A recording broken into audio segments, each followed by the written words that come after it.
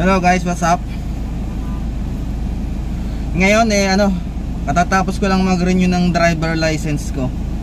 Bali pumasok ako ng LTO mga 11. Ngayon kaka-out lang natin, nakuha na natin yung card natin. Ayan, kukuha lang natin.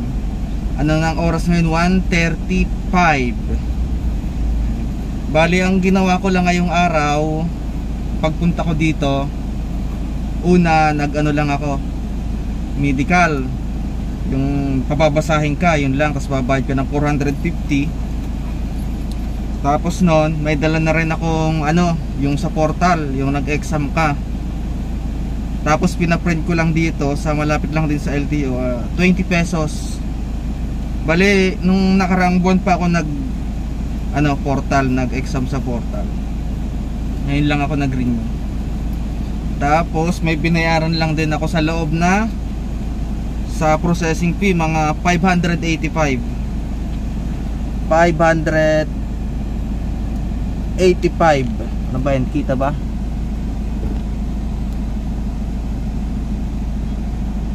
Malabo.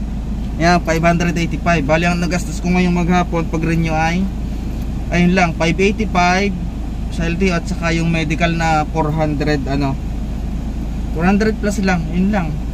Napakadali, hindi na kailangang dumaan ka pa sa fixer. Ang dami ring fixer dito sa labas eh.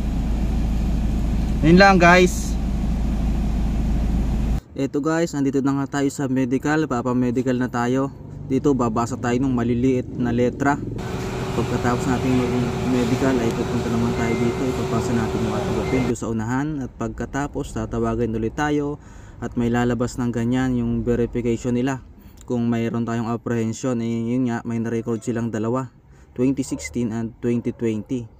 Kaya yung validation na nakuha natin ay 5 years lang.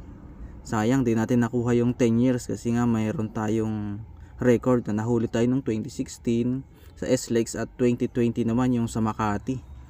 Ayan, sayang talaga, hindi natin nakuha yung 10 years validity. At pagkatapos naman yan ay dediretso tayo sa cashier, 585.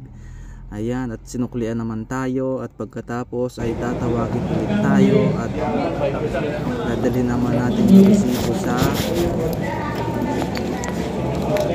window number 1 sa biometric at pipicturean ulit tayo para sa ating ito.